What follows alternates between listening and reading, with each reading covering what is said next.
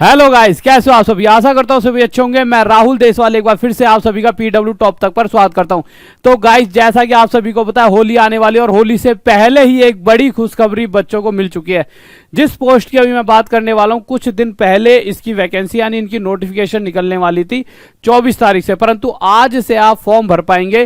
पर अभी जो हाल फिलहाल में लग रहा था कि होली के बाद कहीं ना कहीं ये डेट खिसकेगी, क्योंकि होली थी तो बीच में छुट्टी थी, बट आज ही एंड मौके पर इन्होंने यहां पर नोटिफिकेशन दे दी है। और इस नोटिफिकेशन में ये नहीं सिर्फ कुछ चीजें बताई गई हैं, सीधा आज से आप फॉर्म भर पाएंगे। अच्छा, किस पोस्ट की बात कर रहा हूं, कितनी वैकेंसी है, उन सबके बारे में बात करते हैं। बट उससे पहले एक छोटी सी बात बताना चाहूंगा। आज रात 9 बजे एक अलग आगाज होने वाला है आपके इसी यूट्यूब चैनल पीडब्ल्यू टॉप तक पर। बहुत बढ़िया सी मैराथन ला रहा हूं, इसके बाद लगातार रोज मैराथन चलेगी। तो इस मैराथन में कोई भी आपका यार दोस्त या आप में से कोई भी सिलेक्शन लेना चाहते हैं तो इस मैराथन में जुड़ना ना भूले, बहुत मजा आने वाला है। तो गाइस चलते आगे। तो सबसे पहले जो इस पोस्ट की बात करें तो मेरे भाई आप देख सकते हो file number this and this staff selection commission की तरफ से ये वैकेंसी है।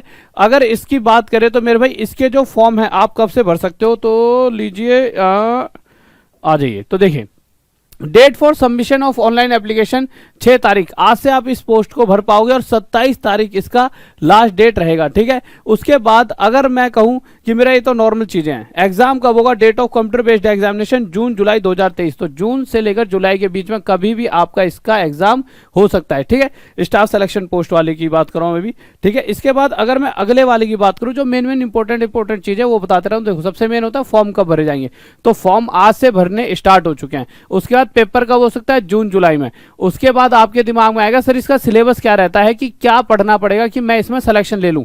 और एक दिमाग में आता है सर पोस्ट कितनी है, तो पोस्ट मेरे भाई यहां पर टक टक टक टक टक आपको मैं बता देता हूं।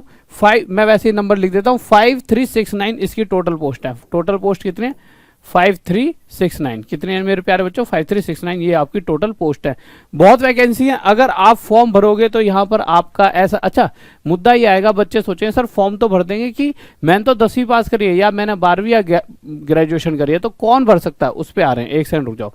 बट उससे पहले मेरे भाई अगर मैं बात करूं सिलेबस क्या रहता है, तो सिलेबस में वही मेरे भाई जनरल इंटेलिजेंस, रीजनिंग आती है, जनरल अवेयरनेस वो जीएस जिसे हम कहते हैं, मैथ्स आती है और इंग्लिश आती है, यानी ये 4 चीज आती हैं। मैक्सिमम बच्चों में से ये चारों सब्जेक्ट सभी को आते हैं। आज के टाइम पर जिस पैटर्न को हम पढ़ा रहे होते हैं, जैसे आज रात 9 बजे मैं जो क्लास लेकर आ रहा हूँ, उसी पैटर्न की मैथ यहाँ पर पूछी जाती है।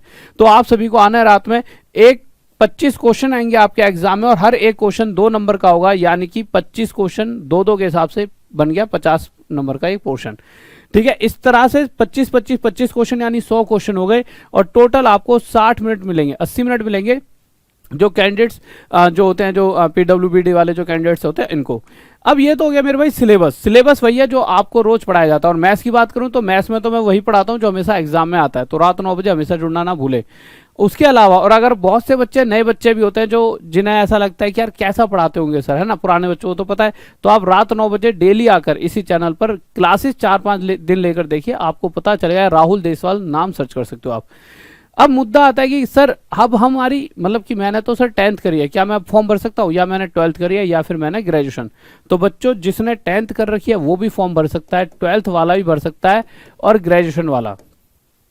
ठीक है, जैसे जो कुछ 10th बेस्ड है, कुछ 12th बेस्ड है, कुछ ग्रेजुएशन बेस्ड, तो सभी आप भर सकते हो। एक ही दिन में एग्जाम हो जाता है, जो अभी तक होता था 10th, जैसे दिन में 10th वालों का, फिर 12th वालों का, फिर ग्रेजुएशन वालों का, इस तरह से एग्जाम कंडक्ट कराए जाते थे। ठीक है, अब उसके बाद अगर हम बात करते हैं एज की, कि गुरुजी एज क्या होनी चाहिए, क्यों किसी बच्चे ने 16 साल की उम्र पे 10th क्लियर कर ली, ठीक है, तो सोचा मैं फॉर्म भर दूं। नहीं मेरे प्यारे बच्चे, एज आपकी 18 से ऊपर ही होनी चाहिए। अगर वो 18 साल है तो एक 2023 तक 18 साल का हो चुका हो, या फिर एक 2023 तक 25 साल तक का जो भी एज अपर लिमिट है उस तक का हो चुका हो। चलो ठीक है सर, हो गए। तो मैक्सिमम कितनी होनी चाहिए, क्योंकि कोई बच्चा 29 साल का है तो वो डिपेंड है पोस्ट टू पोस्ट। आप जब इस पूरी नोटिफिकेशन को देखोगे तो नीचे जाओगे, पूरी नोटिफिकेशन का या तो टेलीग्राम जो है जो टॉप तक पीडीएफ के नाम से होगा उस टेलीग्राम पे, या फिर ऐसा करूंगा इसके नीचे डलवा दूंगा, है ना, कमेंट बॉक्स में पीडीएफ का लिंक, जिससे क्या होगा आप वहां पे पूरा देख पाओगे कि कितने से कितनी एज इस पोस्ट के लिए है। परंतु जो वैसे रहती है मैक्सिमम 90% से ज्यादा के लिए 18 से 25 रहेगी। ठीक है, कुछ पोस्ट हैं जिनकी ज़्यादा भी रहती है, 25 से ज़्यादा।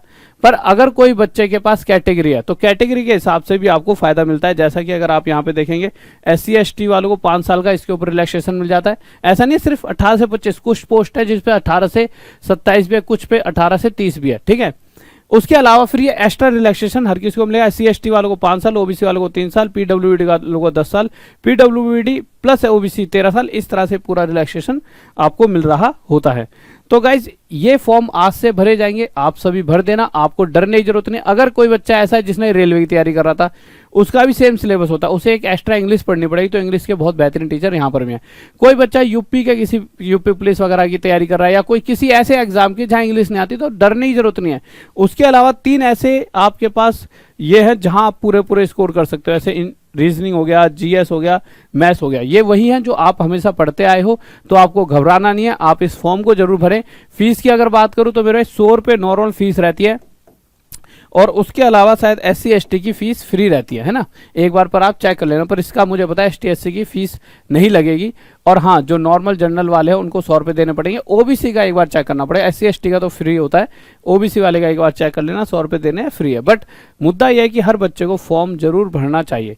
तो गाइज यही एक इन्फॉर्मेशन थी जो अपने दोस्तों तक पहुंचा दीजिए। और उससे ज़्यादा इसके साथ जरूरी चीज़ क्या होती है, आपकी पढ़ाई, जो कि हम पूरी तरह करा रहे हैं। तो इसी चैनल पर बिल्कुल एक भी मतलब आपसे कुछ खर्च नहीं करवा रहे, सीधा आपको बस टाइम अपना देना है हमें, हम आपको सिलेक्शन देंगे। रात 9 बजे डेली आओ, भयंकर सी लाइव क्लासेस चल रही हैं बहुत मजेदार तरीके से। तो राहुल देसवाल मैं SPW के साथ आज रात 9 बजे मिलना ना भूले। ओके बाय, लव यू, जय हिंद, जय भारत, लव यू सभी को, बाय।